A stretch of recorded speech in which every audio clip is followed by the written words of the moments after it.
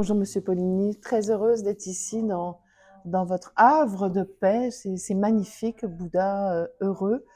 Ça a commencé comment cette belle histoire-là? Ouf, ça a commencé un coup de tête, en fait.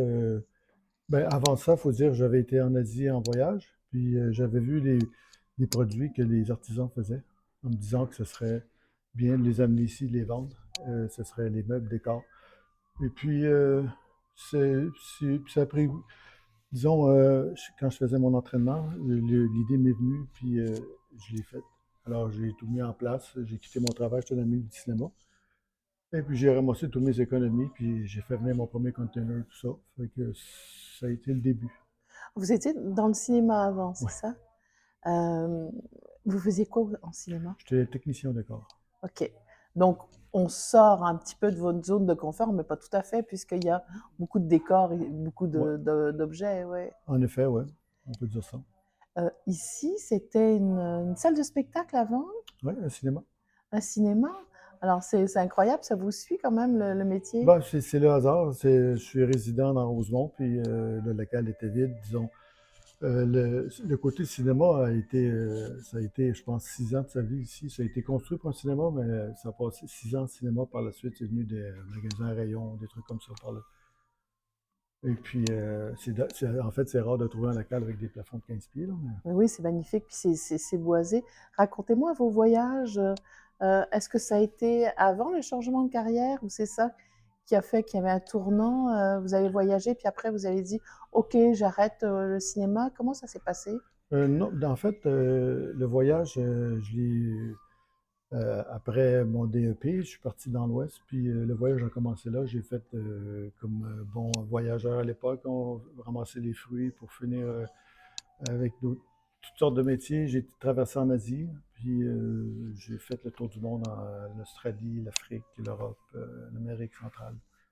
J'ai passé beaucoup de ma vie à faire ça, ouais, beaucoup d'années À voyager. à voyager. Qu'est-ce que ça vous apporte, les voyages? Ah, c'est là que je me retrouve. C'est un bel élément. C'est une bonne question, en fait. Euh, j'étais bien. Ouais.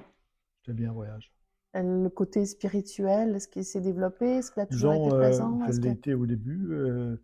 Je me suis mis à lire les livres, le Bhagavad Gita, la Bible. Je me suis rapproché un peu, mais je suis devenu pur et dur agnostique en ce moment, à voyager dans le monde, à voir toutes les religions, ce que ça fait.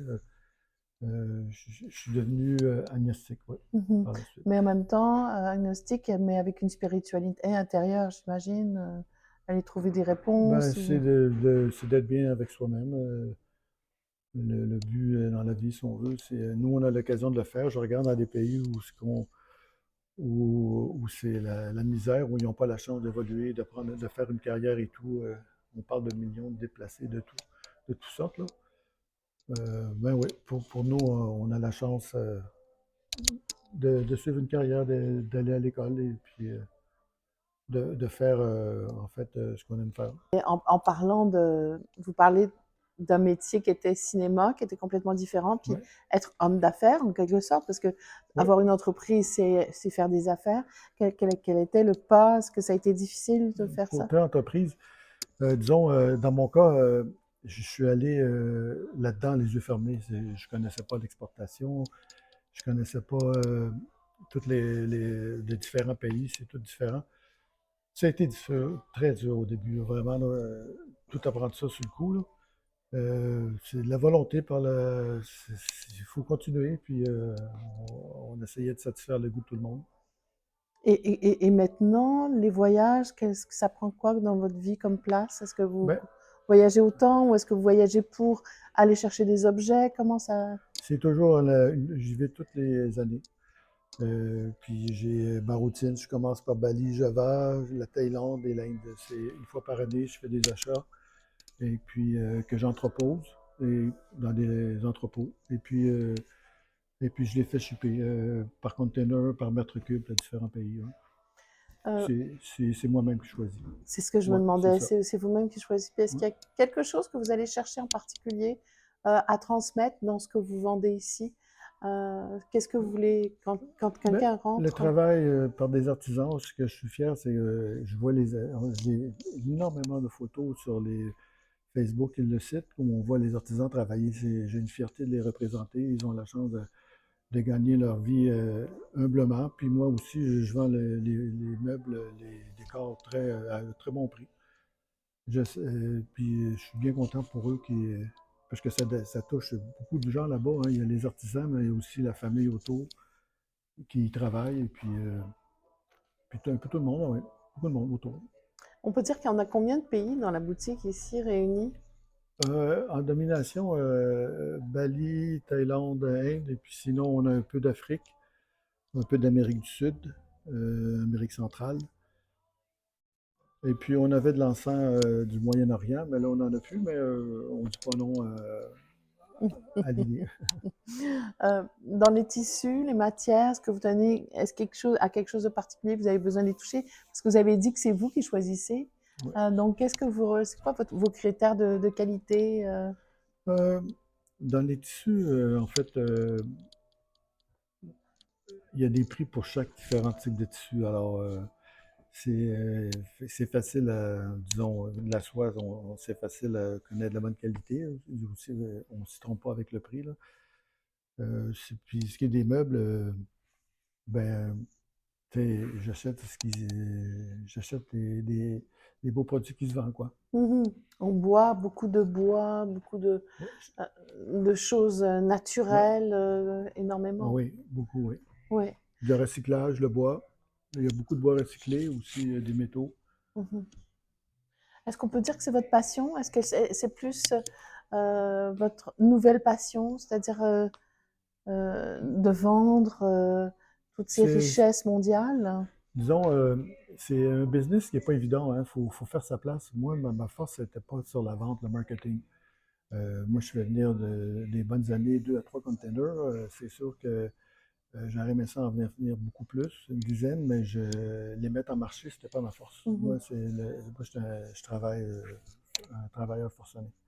Ah Je oui. travaille pour que tout ça arrive, tout met en place, mais le Mhm. marketing, euh, là-dessus, il y a beaucoup à faire Qu'est-ce parce que qu'il vous, y a un marché à développer. Ouais. qu'est-ce qui vous fait le plus plaisir quand un client ou une cliente entre ici Ben, comme ils disent compliment? toutes la même chose. Ils disent Waouh, c'est beau et tout.